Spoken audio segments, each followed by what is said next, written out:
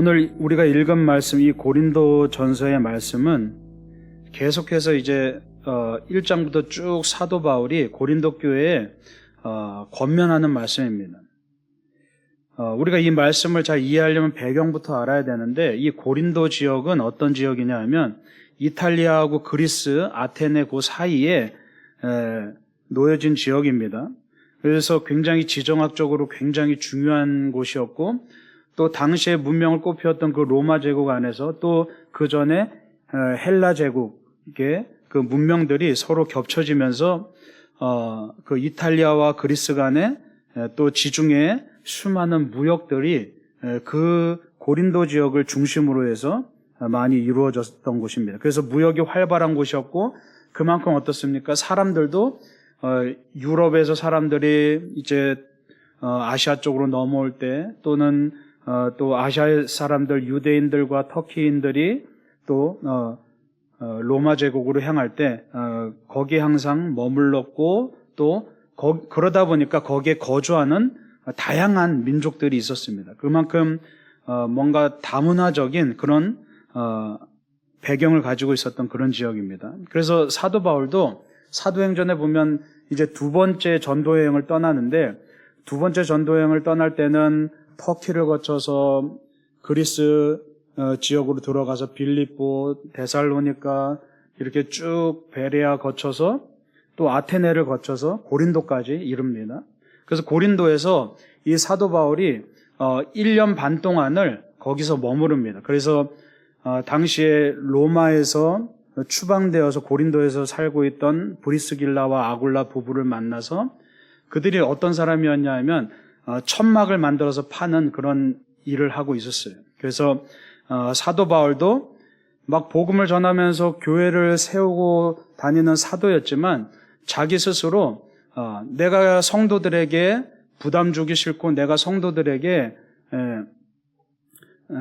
내 삶을 책임지게 하고 싶지 않다고 그런 마음으로 자기 스스로도 천막을 만드는 일을 통해서 자기의 생계를 꾸려나갔던 그런 과정 중에 있었습니다. 그래서 뭐 저도 지금 학원을 하고 있지만 흔히 그런 색안경을 끼고 보는 분들이 많아요. 목사가 무슨 목회만 하지 무슨 학원을 하고 뭐 그런 얘기들도 많이 듣습니다. 그런데 사실은 우리가 사도 바울의 이 전통을 따르면서 목회자들도 그런 마음이 있는 거예요. 그래서 성도들에게 부담 주지 않고 우리가 우리 스스로의 생계를 책임져 나가자는 그런 마음으로 이제 사도 바울의 그런 가르침을 많이 따르는 목회자들이 요즘에 굉장히 많이 있습니다. 아무튼 사도 바울이 이 고린도 지역에서 열심히 이제 천막을 만드는 일을 하면서 동시에 그것과 더불어서 이제 그 고린도 지역이 그리스 안에 있음에도 불구하고 유대인들이 그곳에 많이 거주하다 보니까 회당들이 여기저기 유대인들의 회당들이 많이 있었습니다. 또 그곳에 가서 틈틈이 시간 나는 대로 유대인들이 모일 때마다 거기서 또 복음을 전하는 겁니다.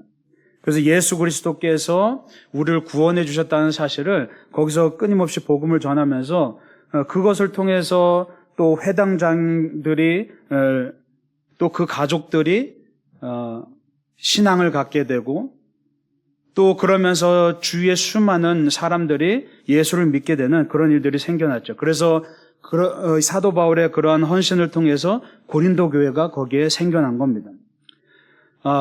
그런데 문제는 뭐냐 하면, 교회가 정말 사도 바울과 또 많은 사도들의 그 헌신을 통해서 교회가 생겨났는데, 문제는 우리가 흔히 초대교회 하면 우리가 성경을 볼 때 예루살렘 교회의 모습을 떠올리면서 모든 것을 다 나누고 상통하고 또 서로 돕고 하면서 좋은 모습들만 비춰지지만, 사실은 신약의 수많은 목회 서신들을 보면 초대교회들에는 저마다에 다 수많은 문제점들이 있었습니다. 그래서 우리가 잘 아는 소아시아의 7교회들 비롯해서 수많은 흩어진 그 초대교회들 가운데 막 이제 정착되어 가는 과정이다 보니까 엄청난 문제들이 많이 있었습니다. 고린도 교회도 마찬가지였습니다. 다양한 사람들이 모여들고 또 굉장히 부유한 곳이고 굉장히 문화적으로도 풍족한 곳이다 보니까 서로 우리가 속된 말로 그랬죠. 머리가 커진 겁니다. 성도들 가운데 머리가 서로 커져서 내가 옳다, 네가 옳다. 나는 바울로부터 세례받았으니까 나는 바울 가르침만 따를 거야. 아니야, 나는 아볼로로부터 세례받았으니까 아볼로 가르침만 따를 거야. 이렇게 서로 사람을 의지하고 사람을 바라보고 또 자기 각자의 사람의 어떤 지식들과 자기들의 생각들이 우선시되면서 서로 다툼을 일으키고 대립을 일으키고 이런 지적인 허영심들로 인해서 끊임없는 대립이 생겨났던 교회죠. 그와 더불어서 지적인 허영심과 더불어서 영적인 허영심이 커져서 그들이 각자마다 다른 은사를 가지고 서로 네가 잘났네, 내가 잘났네, 나 이런 은사 받았으니까 나 이렇게 대단한 사람이야. 이러면서 교만한 가운데 그런 은사를 함부로 왜곡하는 수많은 성도들이 생겨났다는 겁니다. 그래서 우리가 잘 알듯이 고린도전서 12장에 사도 바울이 은사를 쭉 정리해 주면서 마지막에 가서 너희들이 더 큰 은사를 사모하라 라고 하면서 13장에 가서는 뭐라 그럽니까? 너희들이 믿음이 정말 크게 있고 너희들이 정말 큰 은사가 있다고 해도 너희들 안에 사랑 없으면 너희들 막 은사 있다고 하면서 잘났다고 하면서 가진 거 많다고 하면서 많이 배웠다고 하면서 서로 무시하고 이렇게 막 싸우고 하는데 너희들 그런 거 가져봤자 아무 소용없어. 사랑의 은사를 가지지 못하면 다 울리는 꽹과리에 불과해. 아무것도 아니야 라고 그렇게 사도 바울이 가르치죠. 이렇게 고린도 교회는 정말 겉으로 보기엔 풍요롭고 겉으로 보기에는 막 부흥하는 듯하고 잘 되는 듯하고 했지만 정작 그 안을 들여다보면 수많은 문제들을 가지고 있었다는 얘기입니다. 다시 말해서 오늘날 우리의 모습들과 다르지 않은, 그러니까 2000년 전의 그 모습과 오늘날 우리의 모습이 별반 다르지 않은 그런 모습으로 공통점을 가지고 있다는 얘기죠. 그 얘기는 뭡니까? 시대는 흘러도 우리 인간의 모습은 그렇다는 얘기입니다. 시대는 흘러도 인간들이 모인, 세상에 수많은 죄인들이 모인 이 교회의 모습은 여전히 그렇게 아웅다웅할 수밖에 없다는 얘기죠. 그래서 필요한 것이 뭡니까? 그래서 우리가 하나님을 의지하지 않고 성령님을 의지하지 않고 내 생각대로, 내 지식대로, 내 의지대로 교회를 이끌어 나가거나 내 생각대로 교회 안에서 신앙생활을 하게 되면 자칫 이 교회는 하나님 없는 교회가 되어버리고 자칫 이 예배가 하나님 없는 예배가 될 수도 있다는 얘기입니다. 정작 하나님 없이 하나님을 예배할 수도 있습니다. 정작 하나님을 믿는다고 하지만 하나님 없이 살아갈 수도 있습니다. 여러분의 삶 가운데 여러분의 삶을 한번 이 상황 가운데 대입해 보시기 바랍니다. 내가 매주마다 예배를 드린다고 하지만 과연 하나님과 함께 예배를 드렸는지 하나님 없이 예배를 드렸는지, 내가 하루하루 크리스찬으로서 살아간다고 하는데 내 하루에 24시간 동안 과연 하나님이 나와 함께 하신다고 그렇게 여겨졌던 적이 얼마나 있는지 우리가 한번 돌아봐야 된다는 거죠. 그래서 오늘 읽은 말씀 뒤에 16절에 보면 사도 바울이 뭐라고 말하냐 하면 우리가 그리스도의 마음을 가졌느니라 라고 말씀하고 있습니다.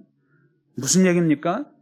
지금 고린도 교회를 바라보면서 너희들이 다른 초대교회들에 비해서 풍족하고 잘 나가는 것 같고 멋져 보인다고 그렇게 자부하고 하는데 그리스도의 마음이 없으면 너희 한 사람 한 사람에게 그리스도의 마음이 없으면 아무것도 아니라고 그렇게 말하고 있습니다. 여러분 한 사람 한 사람에게 그리스도의 마음이 없으면 이 교회라는 곳이 성립될 수가 없습니다. 여러분 이 같은 고린도전서 3장 16절에 보면 너희는 너희가 하나님의 성전인 것과 하나님의 성령이 너희 안에 계시는 것을 알지 못하느냐라고 그렇게 묻습니다.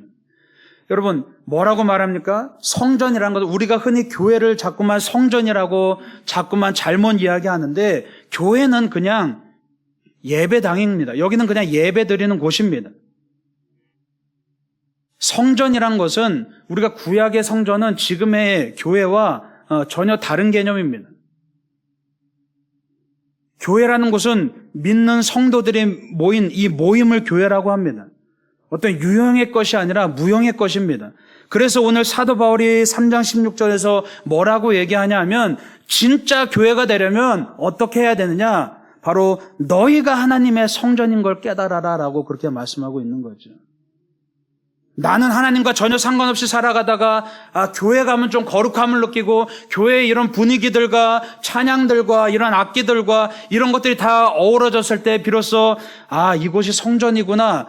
이것이 아니라 나 한 사람이 진정한 성전이라고, 나 한 사람이 정말 얼마나 거룩한 성전인지, 나 한 사람이 하나님이 언제나 나에게 머물러 계시는 그런 얼마나 거룩한 곳인지를 깨달아야 된다는 겁니다. 그게 바로 교회입니다. 그래서 내가 성전인 것을 깨닫고 하루하루를 거룩하게 살아가는 그 한 사람 한 사람이 모인 곳이 바로 진정한 교회라는 것을 여러분 기억하시기 바랍니다. 그냥 뭐 외형만 만들어놨다고, 멋진 건물 아름답게 건축해놨다고, 그게 교회가 아니라는 얘기입니다. 그리고 하나님의 성령이 너희 안에 계시는 것을 알지 못하느냐라고 말하죠. 그러니까 진짜 교회가 되려면 우리 한 사람 한 사람이 내 삶에서 내 신앙이 드러나고 내 삶에서 성령님이 나와 언제나 동행하고 계시다는 것을 내가 인정하고 깨닫고 살아갈 때 그 한 사람 한 사람이 모였을 때 비로소 교회가 된다는 겁니다. 그럼 누가 중요한 겁니까? 여기 앞에서 지금 말하고 있는 담임 목사가 중요한 겁니까? 그게 아니란 얘기입니다. 수많은 교회들이 담임 목사에게만 집중합니다. 사람을 바라봅니다. 담임 목사 능력이 출중하면 그 훌륭한 교회가 되는 겁니까? 지금 고린도 교회도 마찬가지입니다. 사람을 의지하면서 사람을 바라보면서 난 바울한테 세례받았으니까 바울파야, 나는 아볼로한테 세례받았으니까 아볼로파야, 이러면서 서로 대립하면서 그렇게 살았다는 겁니다. 그런데 바울이 그 모습을 안타깝게 여기면서 지금 오늘 말씀에 계속 말하는 것은 제발 좀 사람에게 의지하지 말고 제발 좀 사람에게 집중하지 말라는 얘기입니다. 그래서 저는 여러분들이 저한테 관심을 안 가졌으면 좋겠습니다. 여러분들이 저한테 대접 안 했으면 좋겠습니다. 여러분들이 저한테 봉투 안 줬으면 좋겠습니다. 왜요? 전 여러분들한테 대접받기 위해서 있는 존재가 아니라 하나님의 종으로서 서 있는 존재이기 때문입니다. 여러분들을 섬기기 위해서 있는 존재이기 때문입니다. 그러니까 자꾸만 교회에서 담임 목사에게 집중하고 담임 목사에게 관심받고 그러지 마시고 여러분 하나님을 바라보시기 바랍니다.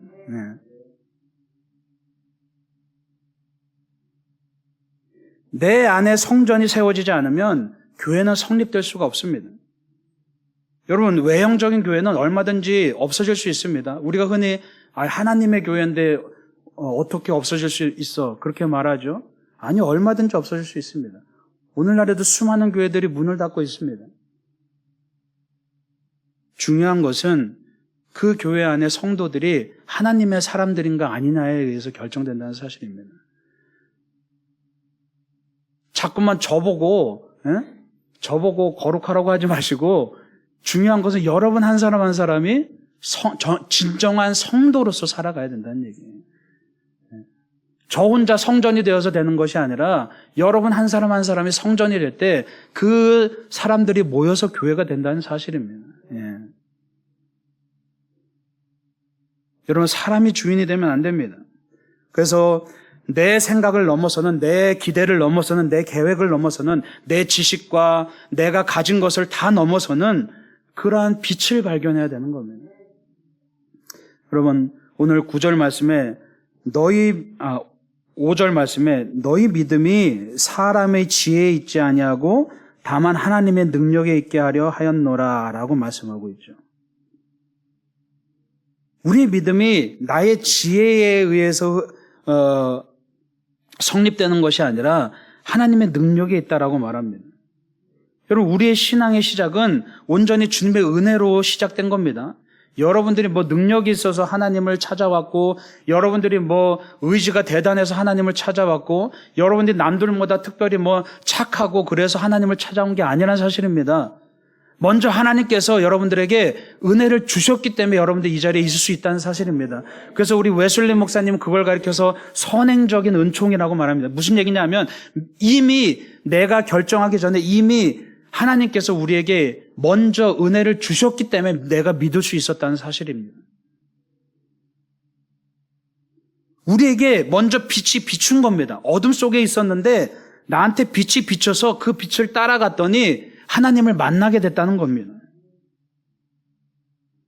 여러분, 어둡다고 내가 어둠을 자각할 수 있는 것은 뭐 때문입니까? 내가 빛을 경험했기 때문입니다. 여러분이 생각해 보십시오. 여러분이 태어나서 한 번도 빛을 보지 못했다고 생각해 보십시오. 그럼 내가 지금 어둠 속에 있어도 그 어둠이라는 개념을 이해할 수가 없습니다. 내가 지금 만약에 여기 불을 꺼보십시오. 어둡다고 느껴지죠? 왜 어둡다고 느껴집니까? 이전에 불을 경험했기 때문입니다.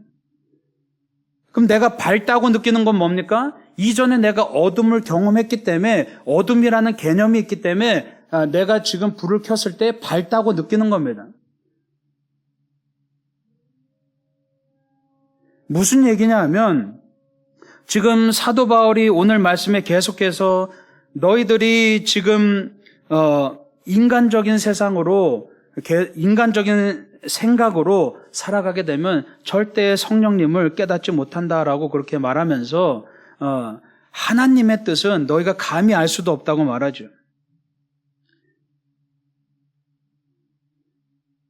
여러분, 사도 바울은 바울이기 전에 사울이었을 때 예수님을 만나기 전에 자기가 어둠 속에 있다는 사실을 몰랐습니다. 그래서 이 사울이었을 때 이 젊은 사울에게 세상의 빛은 자기의 능력과 지식과 명예였죠. 그는 그 스스로 굉장히 자랑스러운 사람이었습니다. 자기 스스로를 굉장히 자랑스럽게 여겼고 굉장히 높게 여겼고 어딜 가는 곳마다 찬양을 받았던 사람이고 칭찬을 받았던 사람이고 가는 곳마다 사람들이 자기를 우러러봤던 사람입니다. 그런 그가 다메섹으로 가는 그 길 한가운데서 예수님을 만나고 예수님이 어떤 일을 그에게 행하십니까? 눈이 멀게 하셨습니다. 빛을 뺏어 가셨다는 얘기입니다. 아니, 우리가 흔히 생각하면 예수님 만나면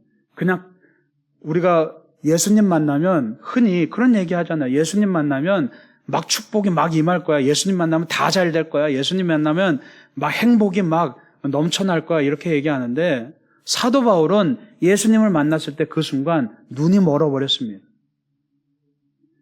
여러분, 이게 어떤 의미인지 아십니까? 그냥 단순히 3일 동안 불편했을까요? 그게 아닙니다. 사도 바울은 지금까지 한 번도 실패를 경험해보지 못했습니다.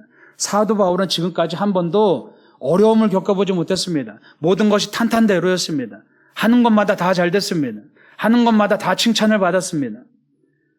그의 삶에는 언제나 광명이 임했습니다. 언제나 빛이 그 삶을 다 휘두르고 있었습니다.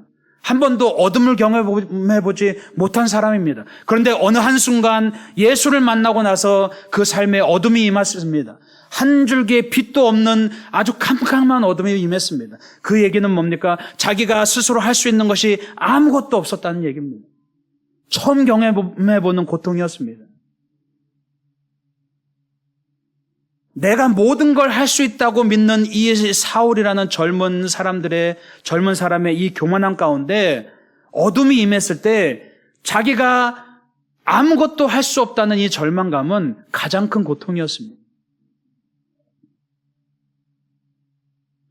그가 다메섹 도상에서 진정한 빛을 만났을 때 오히려 빛을 잃어버렸습니다. 이 시간은 그동안 의지했던 빛이 사라지고 새로운 빛을 받아들이는 그런 시간이었죠. 그래서 자기가 만들어간 모든 빛을 하나하나 잘라내는 그 어둠의 시간이었습니다. 자기가 만들어간 명예라는 빛, 부유함이라는 빛, 지식이라는 빛, 또 리더십이라는 빛, 모든 빛들을 다 차단되고 완전히 절망에 빠졌을 때 비로소 주님의 빛이 떠오르기 시작하죠. 그래서 지금 사도 바울이 지금 고백하는 게 뭡니까? 내가 지금까지 배운 걸로 너희한테 얼마든지 지혜의 말로, 얼마든지 듣기 좋은 말로, 얼마든지 멋지게 복음을 설명할 수 있는데 나 그렇게 설명하지 않을 거야. 왜냐하면 이게 다 소용없는 걸 알았거든. 복음은 그냥 능력이야. 내가 말로 할 수 있는 게 아니라 그냥 능력이야. 받아들여야 되는 거야. 이건 빛인 거야. 그렇게 말하고 있는 거예요. 왜요? 자기가 그걸 경험했기 때문이죠. 그제서야 사도 바울이 3일 동안의 어둠 가운데서 자신이 한 번도 대면하지 못했던, 감춰졌던 그 어둠들이 느껴지기 시작했고, 그제서야 주님의 빛이 보이기 시작한 겁니다. 가장 고통스러운 시간이었죠. 그 시간을 지나고 나서야 이제 자기는 없고 자기는 죽어졌고 이제 주님이 주인이 되는 사람으로 살아갈 수 있었다는 얘기입니다. 여러분, 어둠은 대면하기 고통스러운 겁니다.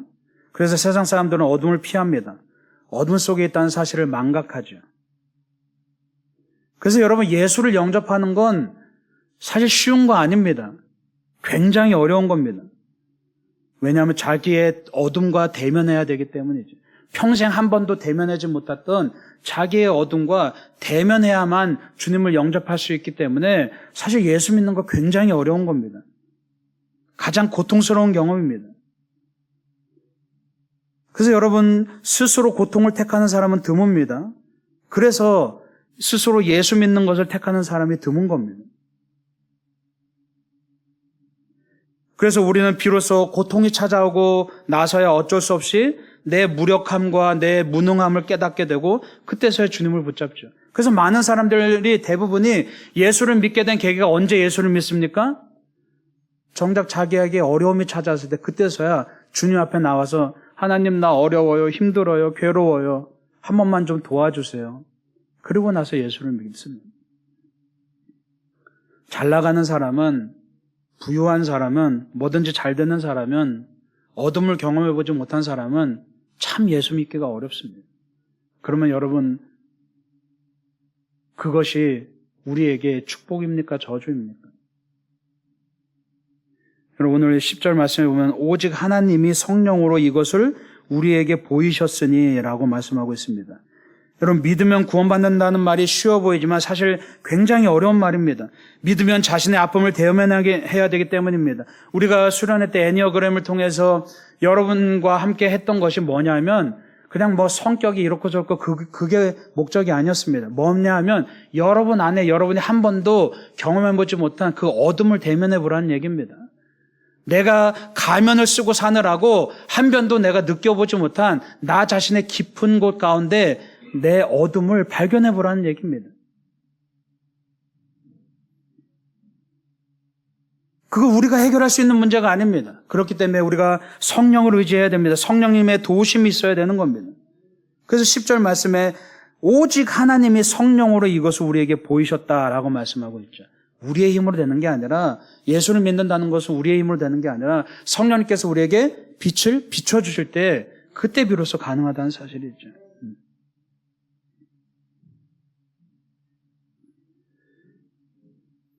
그래서 이걸 깨닫는 사도 바울은 복음을 전하는 것이 자기 뜻대로 되지 않고 자기의 지식으로도 되지 않는다고 고백합니다.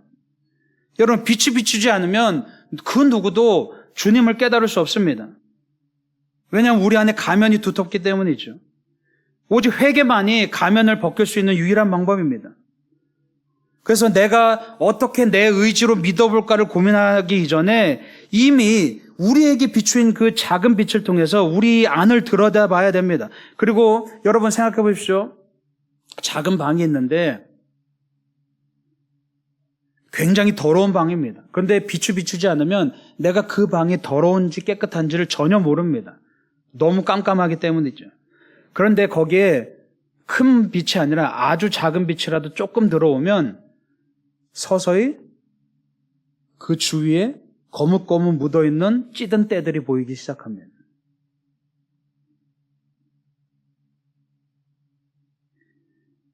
주님께서 이미 우리에게 비추신 그 성령의 빛, 그 자그마한 빛을 통해서 우리가 우리 안에 있는 모든 죄악들과 우리 안에 있는 모든 절망들, 우리 안에 있는 모든 무능함들을 대면할 때 그리고 그걸 가지고 십자가 앞에 엎드릴 때 비로소 우리가 예수를 진정으로 믿게 된다는 사실을 여러분 기억하시기 바랍니다. 예. 그래서 뭐 예수 믿는다는 건 우리가 흔히 예수 믿으면 구원받는다, 참 쉽네, 절대 쉬운 거 아닙니다. 여러분, 우리의 신앙을 전통적으로 우리 신앙의 여정을 세 단계로 구분을 합니다. 그게 뭐냐면 정화, 조명, 일치라는 세 단계로 구분을 합니다. 정화라는 건 뭐냐면 완전히 암흑과 같던 내 안에 작은 빛이, 조그만 빛이 비추는 겁니다. 그 빛이 비춰서 뭘 하냐 하면 그 자그만 빛을 통해서 내가 이런 어둠 속에 살았구나, 내 안에 이렇게 더럽구나라는 깨닫게 되는 과정입니다. 그래서 정화, 말 그대로 내 안에 더러운 것을 깨닫고 주님 앞에서 그것을 깨끗이 덜어내는, 회개를 통해서 덜어내는 과정이죠. 예수님의 피로 용서받아야 되는 겁니다. 그 다음에 조명이란 과정이 있습니다. 조명이란 건 뭐냐면 빛이 이제 우리 안에 온전히 비쳐서 우리 안에 있는 죄악들, 그 찌든 때들 다 걷어냈을 때 주님께서 우리 안에 비추시는 그 빛을 바라보고 걸어가는 겁니다. 주님께 집중하는 겁니다. 그래서 회개를 통해서 주님의 용서가 내게 임하고 내 영혼이 정결해지면 주님께서 비추는 그 빛을 따라가면 되는 겁니다. 자꾸만 다른 데로 바라볼 필요 없습니다. 내 주변이 어둡다 하더라도 그 어둠에 집중하는 것이 아니라 우리는 그냥 빛을 바라보고 따라가면 되는 겁니다. 그래서 여러분 신앙생활하면서 두려워할 필요 없습니다. 자꾸 우리 안에 그 틈타는 두려움들에 집중할 필요가 없습니다. 사단은 끊임없이 우리에게 두려움을 심어주죠. 미래에 대한 두려움, 또는 내 환경에 대한 두려움, 내 건강에 대한 두려움, 내 재정적인 두려움, 수많은 두려움들을 심어주고, 봐봐, 너 지금 주변에 너무 어두워. 너 지금 이럴 때가 아니야. 끊임없이 어둠을 바라보게 하고 주변을 바라보게 하고 두려워하게 만듭니다.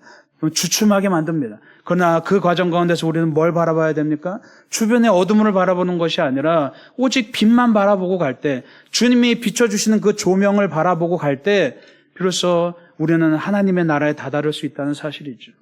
그럴 때 비로소 마지막에 우리가 성숙한 신앙을 가지게 되면 우리가 마지막 단계로 일치라는 단계로 이어집니다.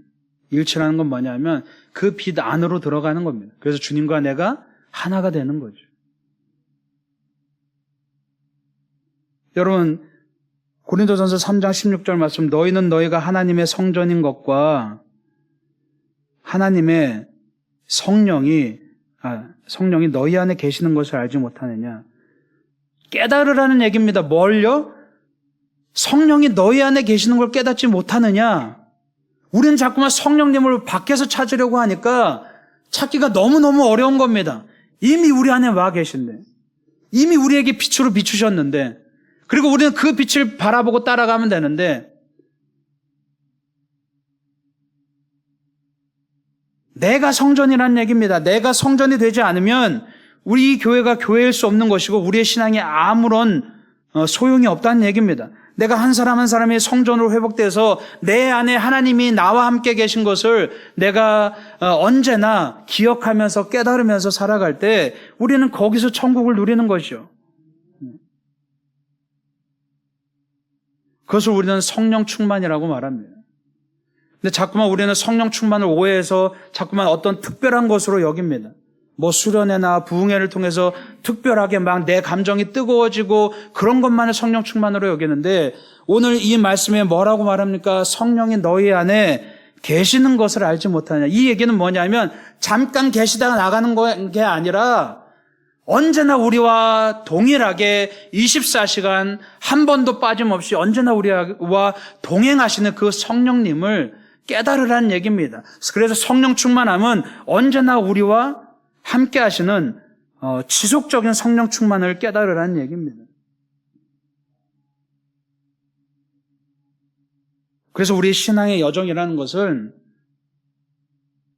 내게 조그마한 빛이 비쳤을 때 그 빛을 따라가다 보면 그 빛이 점점 커져서 내 삶을 완전히 잠식하고 그 빛 안으로 내가 들어가서 하나님과 함께 내가 하나가 되는 것, 그게 바로 우리 신앙의 여정인 것을 기억하시기 바랍니다. 그렇게 생각하면 좀 쉽죠. 내가 처음에 예수님을 영접하는 것은 참 고통스럽고 어려운 일이지만, 내 어둠을 직면해야 되는 일이지만, 그 빛을 바라보고 그 빛을 따라갈 때 우리의 신앙생활은 굉장히 심플해집니다. 주변의 어둠을 바라보면 우리 신앙생활이 복잡해지기 시작합니다. 그러나 내 앞에 비춘 그 빛, 그 하나의 빛만 바라보고 살아가면 우리의 신앙은 굉장히 단순해지고 굉장히 쉬워진다는 사실입니다. 그럼 오늘 이 말씀을 기억하면서 정말 사도 바울이 우리에게 권면하는 그 말씀, 2000년 전에 고린도 교인들에게 권면하는 그 말씀이 오늘날 우리에게 동일하게 권면되는 말씀입니다.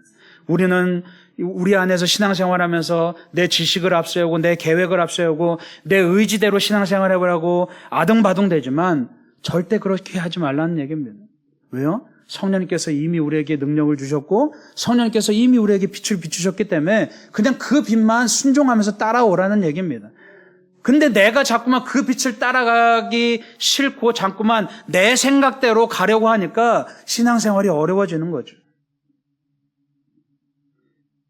여기 앉아 계신 여러분들 안에 이미 성령의 빛이 비추었다는 사실을 여러분 믿으시기 바랍니다. 예. 그러면 이제 그 빛을 점점 따라가면 그 빛이 점점 내 안에서 커집니다. 그리고 계속해서 따라가다 보면 그 빛이 내 안의 어둠들을 하나하나씩 서서히 몰아내기 시작합니다. 그리고 그 빛이 더 커지고 커져서 내가 그 빛 안으로 들어가면 그 안에서 천국을 누리고 영원한 생명을 얻게 된다는 것을 여러분 기억하시기 바랍니다. 그래서 오늘 이 말씀처럼 여러분 한 사람 한 사람이 날마다 빛 안에서 살아가는, 성령 안에서 살아가는 사람이라는 것을 기억하시고 교회에서만 성령 충만하고 나가서는 전혀 상관없이 살아가는 삶이 아니라 이 성령 충만함이 여러분에게 24시간 365일 영원히 이어지시길 간절히 축원합니다. 그래서 그 빛 안에서 참된 평안을 누리는 그런 여러분들 되시길 간절히 축원합니다. 기도하겠습니다.